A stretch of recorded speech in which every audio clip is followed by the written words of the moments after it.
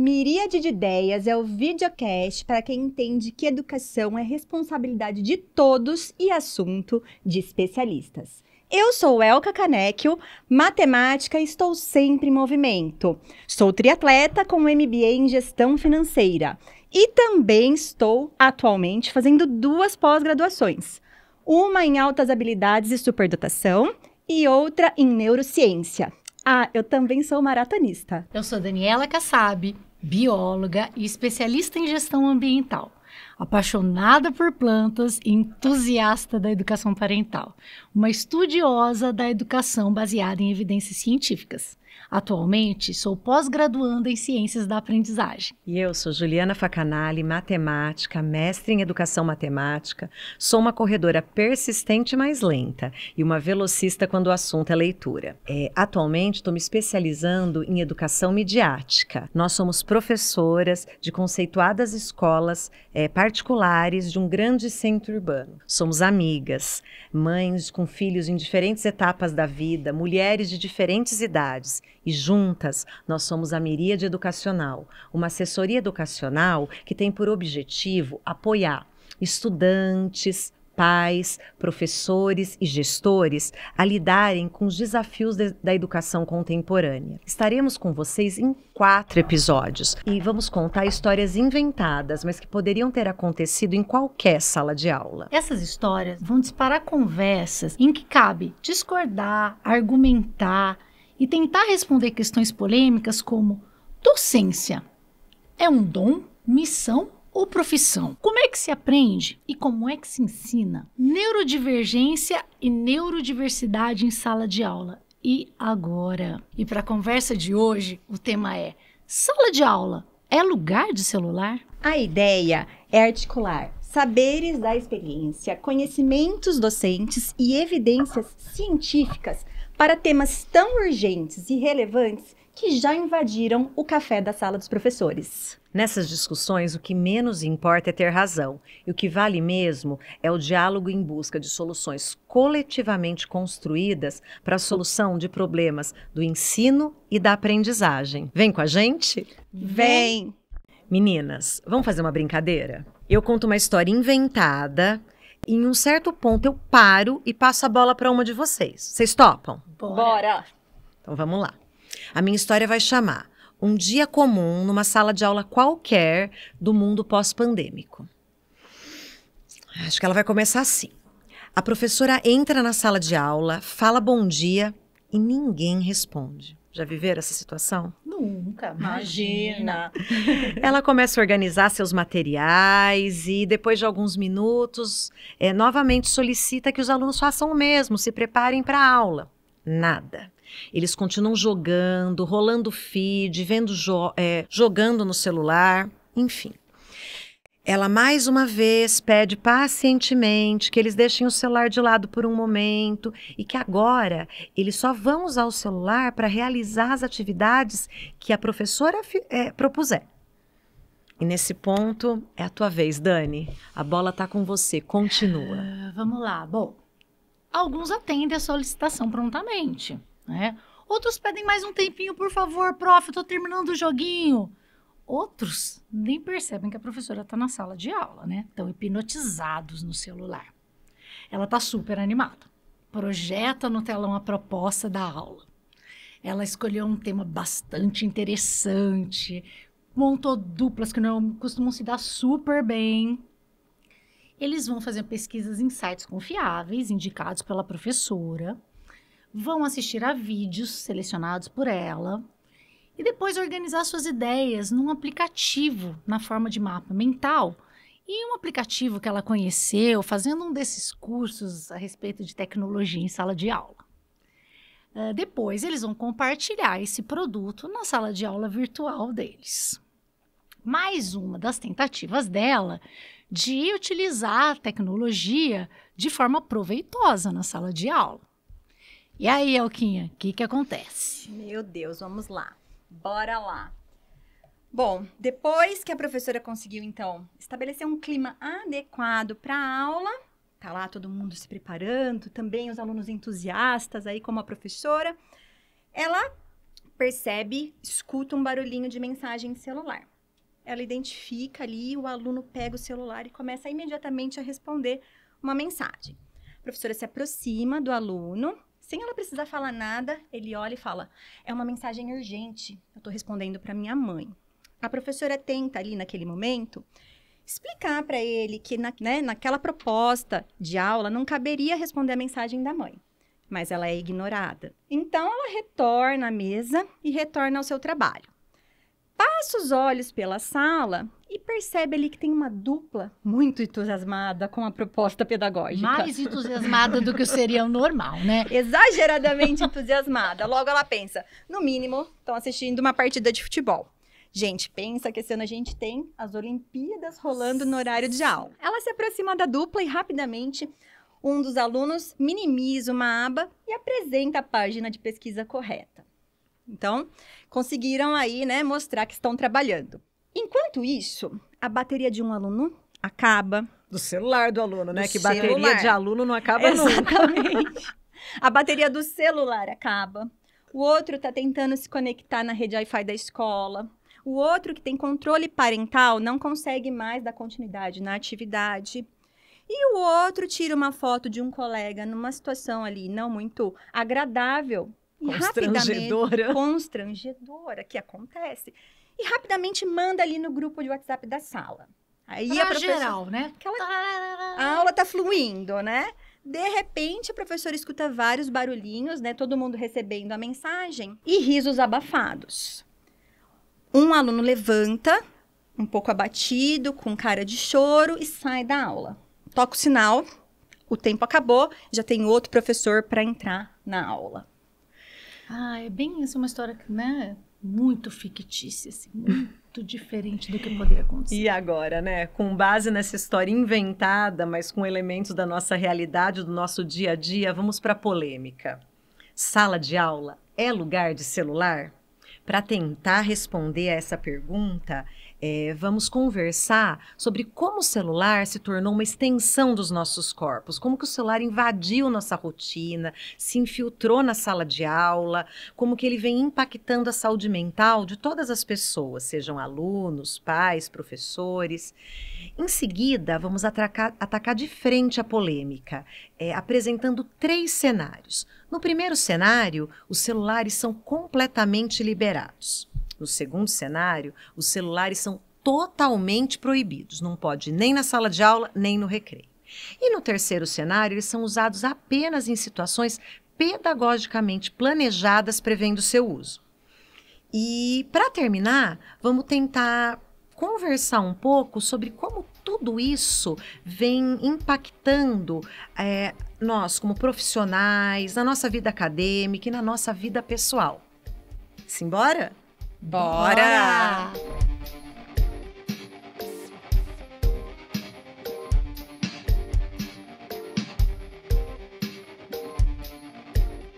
Durante a pandemia, os celulares ajudaram aos gestores, os alunos, os pais, os professores a viabilizarem a experiência educativa. Os famigerados grupos de WhatsApp permitiram a comunicação entre os pares, entre professores e alunos, entre a comunidade escolar e as famílias, porque não era possível naquele momento o presencial.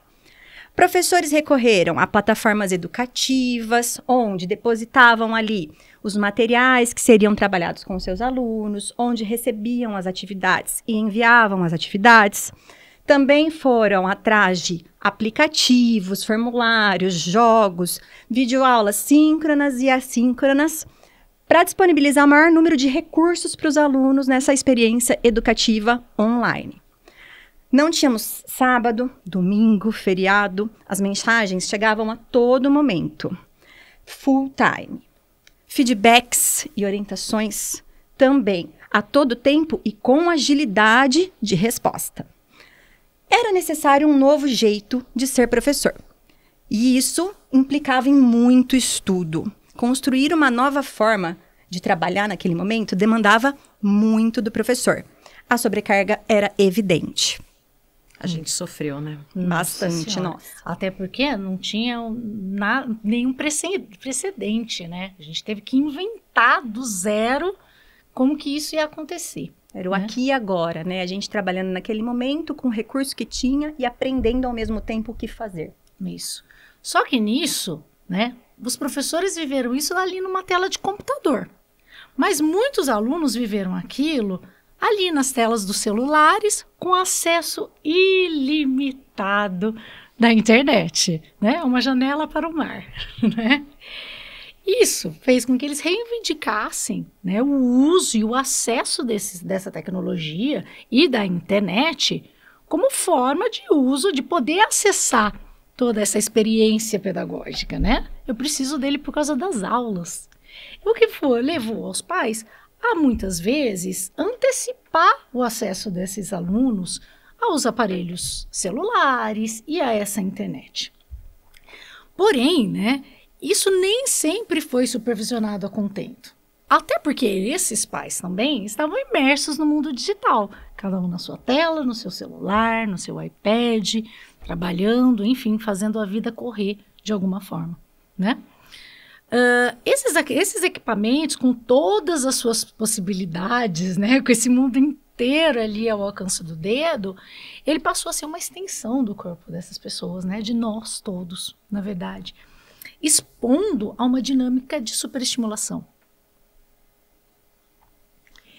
Nós, professores, somos constantemente desafiados a ser mais dinâmicos, mais atrativos do que jogos, do que aplicativos, do que redes sociais. E a gente até tenta, né? Mas é uma luta inglória, tá perdida já. E as redes que um dia foram vistas por nós, professores, com potencial de ampliar as interações sociais, elas foram transformadas num negócio muito lucrativo, com uma arquitetura muito peculiar, baseada num design comportamental que visa capturar a atenção, maximizar o engajamento, ampliar o tempo de uso, e nós nos tornamos consumidores insaciáveis, ao mesmo tempo em que a gente se tornou também produtos valiosíssimos. E algumas modificações foram acontecendo nas redes sociais e na internet que viabilizaram isso. Por exemplo, o feed do Instagram nos avisava quando as postagens novas tinham chegado ao fim. E, de repente, esse feed, ele ficou infinito. Uma outra modificação, os jogos de videogame, eles podiam ser pausados para o almoço. E, de repente, não mais. Os jogos, eles passaram a ser o tempo todo online. Era impossível pausar, porque envolvia outras pessoas que estavam jogando ao mesmo tempo.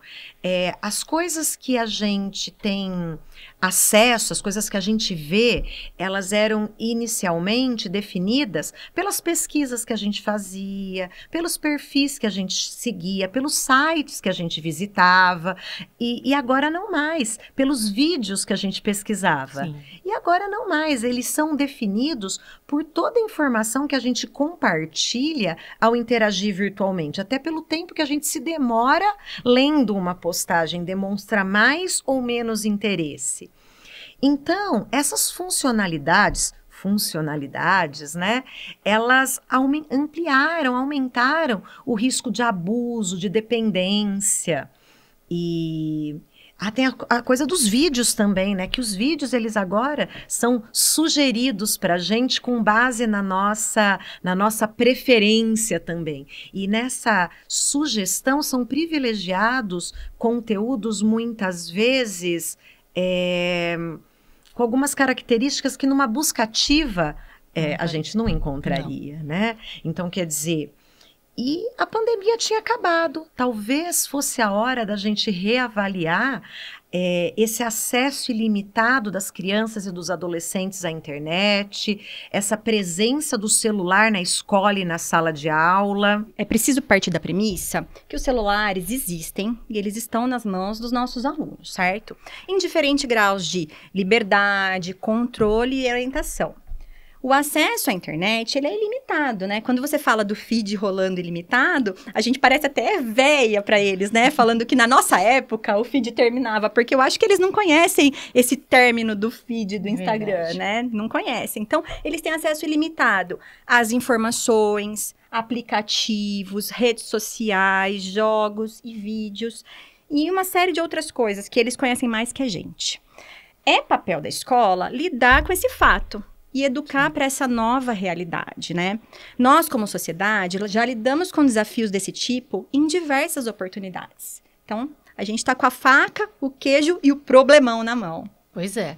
O que, na verdade, não é uma novidade, né? Se a gente parar para pensar. O rádio, quando veio, ele foi visto como, muitas vezes, a grande solução dos problemas educacionais, né? O alcance que um rádio ia ter, aonde ele ia levar a educação. E, ok, ele resolveu todos os problemas que nós tínhamos? Não. Né? A televisão, que foi vista por muitos, e até hoje é, como vilã, e por outros como a salvadora, né? Os telecursos, enfim, né? De novo, a gente vive essa dicotomia, né? Essas posições antagônicas, essas simplificações confortáveis, porém limitantes, né? Assim como o rádio e a TV um dia foram vistos como problemas ou como possibilidades de salvação, hoje é o celular, é a internet que estão nesse lugar de colocar em xeque a educação, o modelo educacional da maneira como a gente conhece, né? E é sobre isso que a gente vai conversar agora. Estão prontas? Prontas. Bora lá!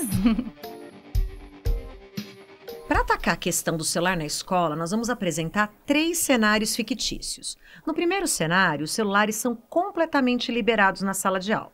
No segundo cenário, totalmente proibidos. E no terceiro cenário, eles são usados em sala de aula como ferramentas em atividades pedagógicas intencionalmente planejadas prevendo seu uso.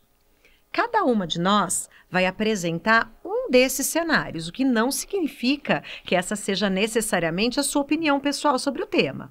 Bora? Bora lá. Posso falar sobre os celulares liberados? Vamos lá. Tudo Vai bem? lá, Elquinha. Então, eu vou dividir a história dos celulares totalmente liberados em 3 passos, de acordo com a história, né? Durante a pandemia, na volta híbrida e na volta total dos alunos, tudo bem?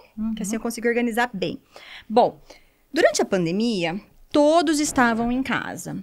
O celular, ele viabilizou a experiência educativa, né? Pensa numa família com 3 filhos, o pai e a mãe trabalhando ali, utilizando o computador. O celular, ele era a ferramenta de estudo mesmo naquele momento. Aí depois a gente tem a volta híbrida, né? Parte dos alunos em casa, parte dos alunos na escola. Nesse momento, o celular continua sendo ainda um objeto central na experiência educativa. E num terceiro momento, a gente tem o retorno dos alunos com esses celulares, né? Então, eles voltam da pandemia de um jeito diferente de quando eles saíram. Todos voltam munidos dos celulares.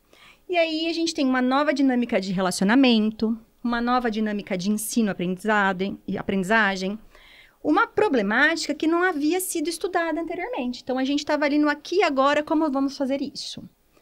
Eu vejo vantagens com os celulares totalmente liberados e vejo também desvantagens. Observo vantagens e desvantagens.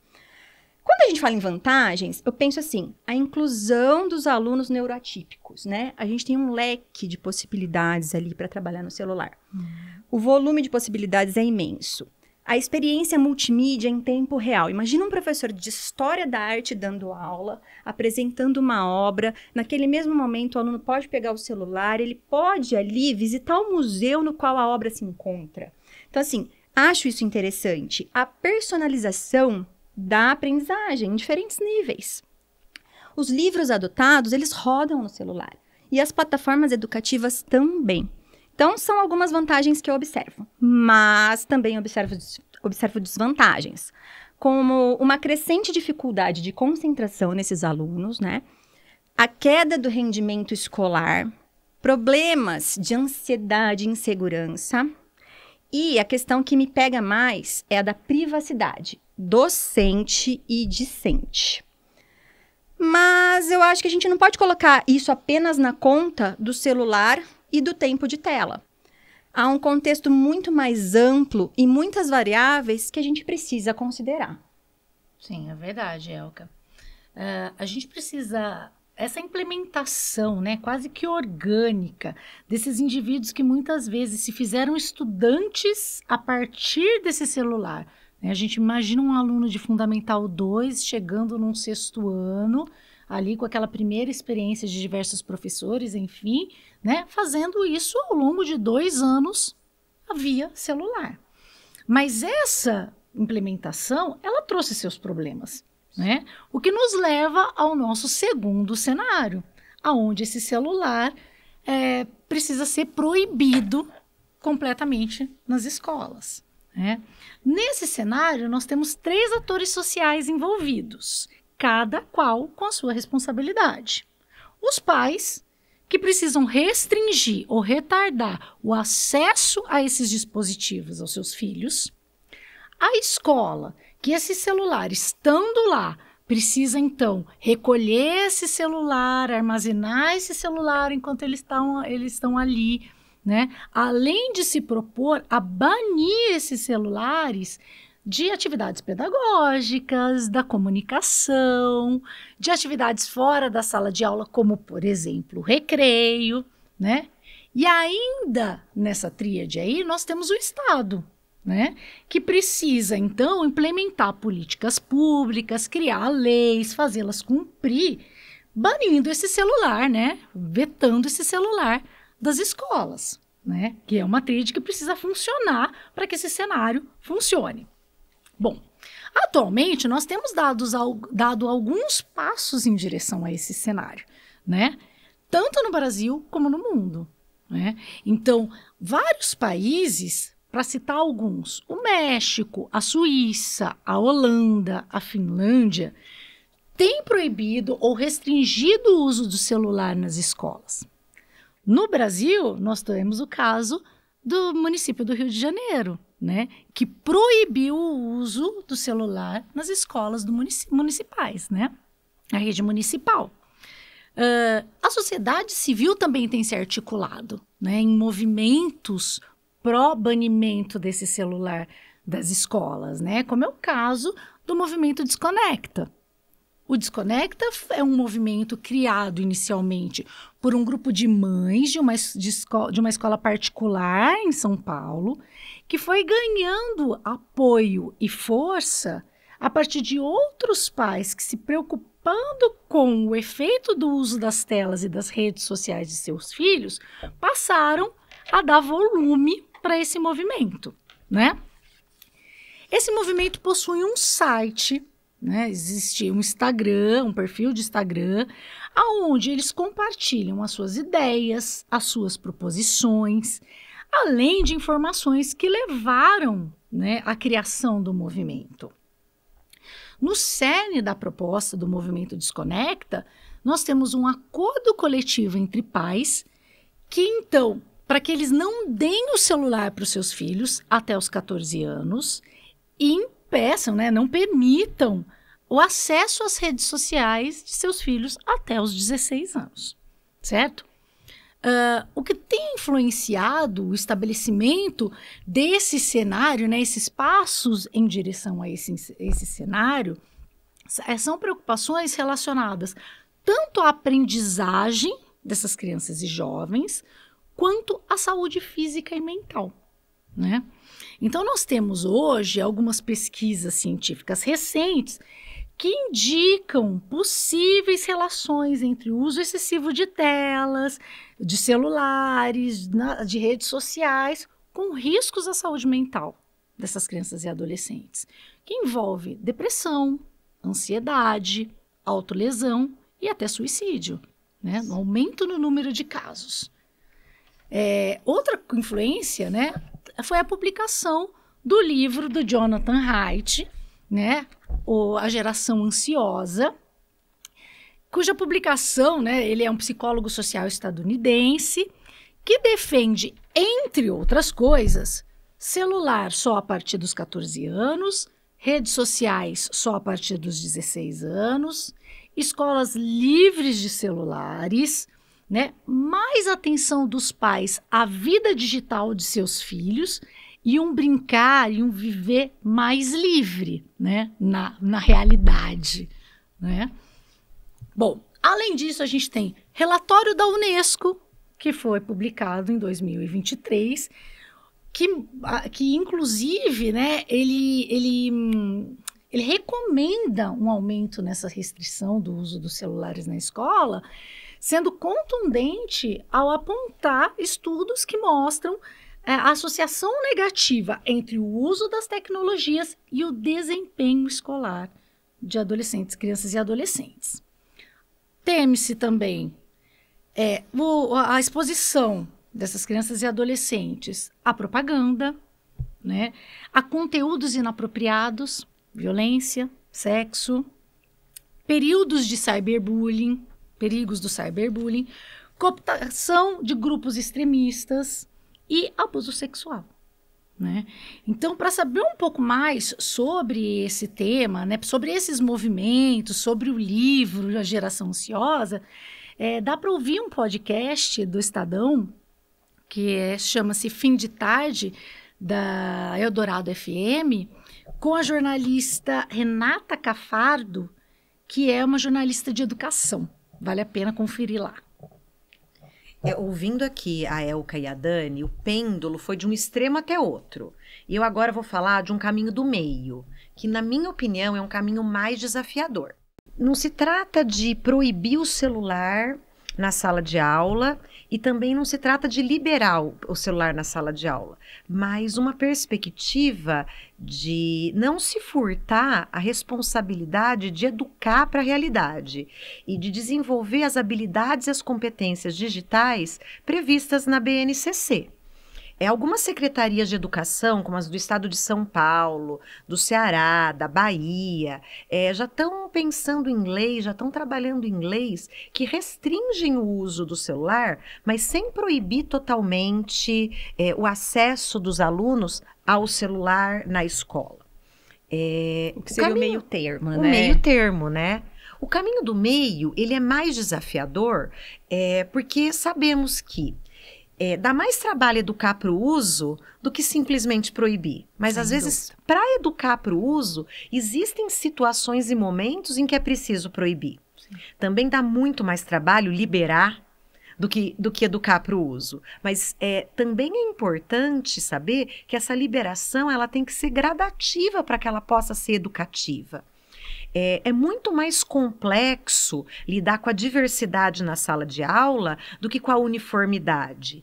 E quando a gente toma esse caminho do meio, que é o caminho de utilizar o celular em atividades pedagógicas, planejadas prevendo esse uso, com intencionalidade, a gente vai ter que lidar com situações muito diversas. A do aluno que tem o celular e do aluno que não tem. Tem ou não tem por problemas financeiros, ou por escolha própria, ou por determinação da família. Sim. Não importa, mas o professor vai ter que lidar com essa realidade. Ele vai ter que lidar com a realidade do equipamento que está com a bateria e do equipamento que está sem bateria. Ele vai ter que lidar com a realidade daquele aluno que lida de forma muito tranquila com a tecnologia e com aquele que estabeleceu com a tecnologia uma relação de abuso, de dependência. Ele vai ter que lidar com o aluno que segue as orientações do professor e vai ter que lidar também com aquele aluno que ignora completamente, faz uso que ele quiser da tecnologia, independente da orientação do professor. E o professor ele vai se sentir muito acuado nesse movimento, muito sobrecarregado e muito frustrado também, porque em muitas situações ele não vai conseguir gerenciar bem esse ambiente. Isso é muito desgastante.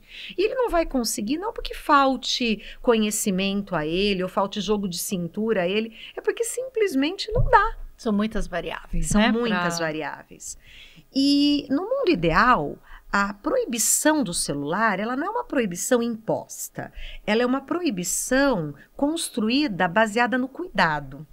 assim, e que vai um cuidado, uma proibição que vai sendo paulatinamente afrouxada conforme o aluno vai amadurecendo biologicamente, do ponto de vista cerebral, cognitivo, social, relacional. Mas na vida real, as coisas elas não acontecem com essa suavidade toda, né? Na vida real, as coisas elas são mais complexas. O caminho do meio é aquele caminho que traz para o interior da sala de aula a educação midiática. E a educação midiática é educar para as mídias, para o uso das mídias e utilizando as mídias, através das mídias, né? Não se trata de se render ao uso do celular, mas também não é uma questão de proibir definitivamente. É uma perspectiva desafiadora porque ela depende de parar com aquele jogo de empurra entre escola e família, de quem é que vai ser o chato, que vai limitar, que vai regular o uso da internet, o uso do celular para as crianças e para os adolescentes. Então, quer dizer, é aceitar que se a escola definiu, porque por motivos pedagógicos, que numa determinada situação os celulares não são permitidos, a família vai respeitar, vai apoiar, ela não vai entrar em atrito com a escola por conta dessa decisão. Porque ela vai confiar. Escola e família têm que estabelecer nesse momento uma parceria. Elas têm que estar muito alinhadas. E a criança, o adolescente, tem que perceber essa parceria. Exato. Tem que perceber esse alinhamento. Porque daí essa decisão, ela ganha força. Uhum. E se a família, por sua vez, ela é mais restritiva do que a escola com relação ao uso do celular, com relação ao uso da internet, é um momento de escola e família sentarem para construir juntas uma solução para que aquele objetivo pedagógico ele possa ser atingido, que se encontre um caminho para se atingir esse objetivo pedagógico, porque educar para as mídias, essa educação, ela faz parte dos objetivos e das atribuições da escola, né? Então, é bastante complexo. A educação midiática, ela acontece através de atividades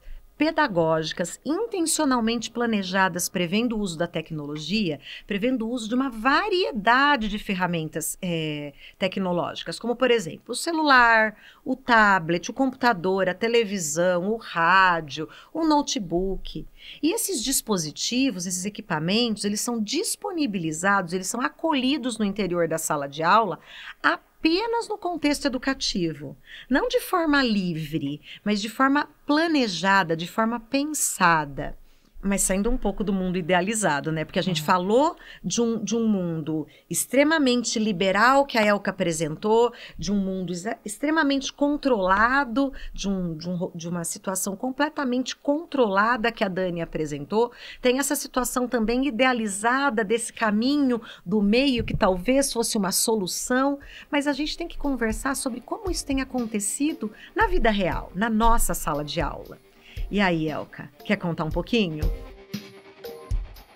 Vamos compartilhar agora o que temos vivido em termos de experiências profissionais, acadêmicas e pessoais acerca desse tema.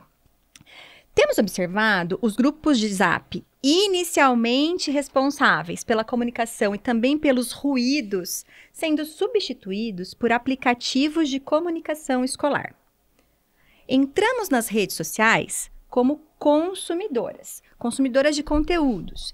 Nos deparamos com que tipo de conteúdos? Conteúdos limitados, conteúdos sem embasamento teórico-científico, não planejado por especialistas, que não dialogavam com a necessidade e a realidade da comunidade acadêmica.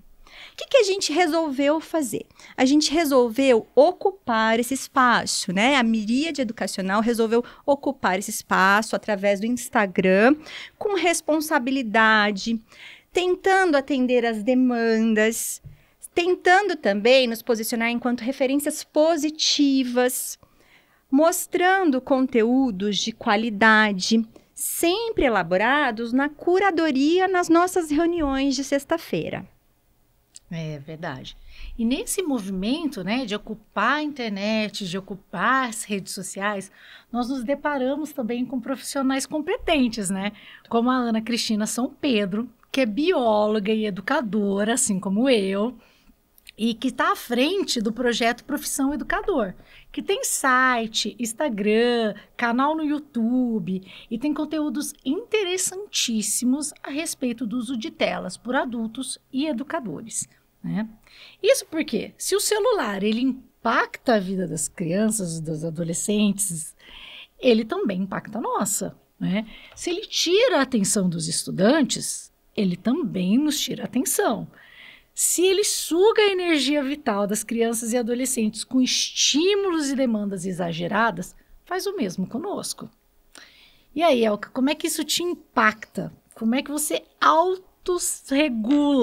Ai, meu Deus, essa palavra, como é que o meu autorregulo é tão difícil? Gente, eu sofro de overposting, vou falar a verdade. Eu adoro repostar o que eu acho que é bacana, principalmente conteúdos relacionados à saúde mental, atividade física, até as frases do Dalai Lama. Eu tenho dificuldades na minha autorregulação. Isso é uma coisa que eu converso bastante em sala de aula com os meus alunos, já que eu trabalho com aluno de ensino médio, esse diálogo ele é bem possível, né? Eu tento me autorregular de que forma?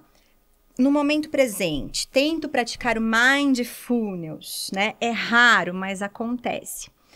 E a sensação, assim, eu sou uma pessoa que tem 44 anos e tenho dificuldades, então eu vivo me refletindo. Imagine eles, né, que são nativos digitais. A dificuldade que eles não encontram nessa autorregulação. Então, eu me sinto liberta das redes quando eu tô pedalando, quando eu tô nadando, quando eu tô correndo, quando eu tô viajando. E aí eu sinto aquele momento presente, eu consigo praticar o momento presente e me libertar um pouco das redes. E você, Ju, como é que você faz isso? Ai, eu sofro de uma necessidade excessiva de me informar. Eu fico o tempo todo visitando o site de jornal, ouvindo podcast em qualquer momento livre que eu tiver. E às vezes não é livre, não. Eu fico ouvindo podcast e fazendo outra coisa. Ou seja, eu não tô livre, eu deveria estar focada em uma coisa só. E eu fico tentando dividir a minha atenção entre duas coisas. Mas eu também tento me autorregular através da atividade física, através da leitura, tentando garantir que esses momentos sejam livres da tecnologia. Eu também tenho um hábito que vocês podem achar esquisito, mas eu durmo em quartos separados do meu celular. Então, ele fica carregando lá num ambiente bem longe de mim para eu ter uma meia horinha antes de dormir, uma meia horinha depois que eu acordei, ainda distante dele. Mas eu posso aproveitar a oportunidade de falar de um podcast, de um livro, que tem tudo a ver com o episódio de hoje? Claro, Ju. Informe todo mundo. Tá vendo a minha necessidade excessiva de me informar? A hora que ela falou que dorme em quarto separado, eu juro que eu pensei que era do marido. Ainda bem que é do celular.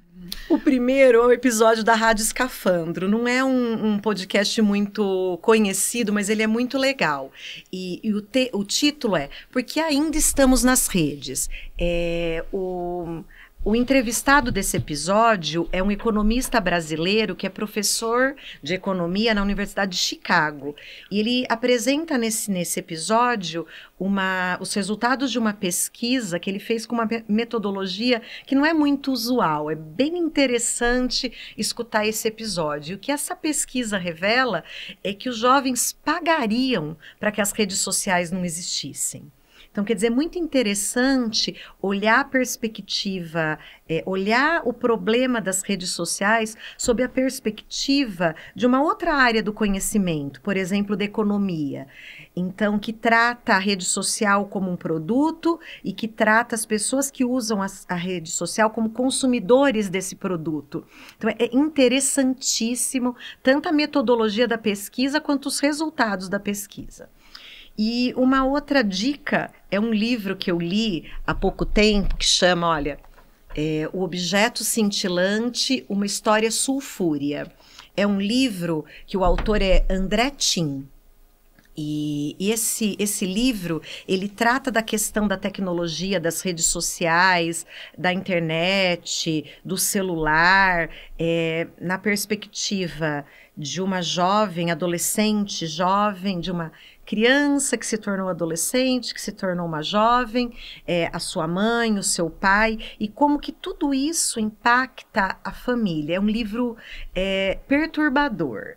É um livro que também é uma outra perspectiva, é olhar do ponto de vista da literatura, da ficção, mas que também nos ajuda a entender. Então, e você, Dani? A tecnologia te impacta? De que jeito? Sem dúvida, né? Ela me impacta.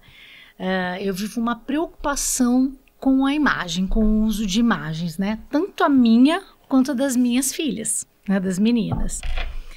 Com relação ao uso indevido de informações que estão ali presentes nessas imagens, com o próprio uso indevido das imagens, né? E como é que eu lido com isso?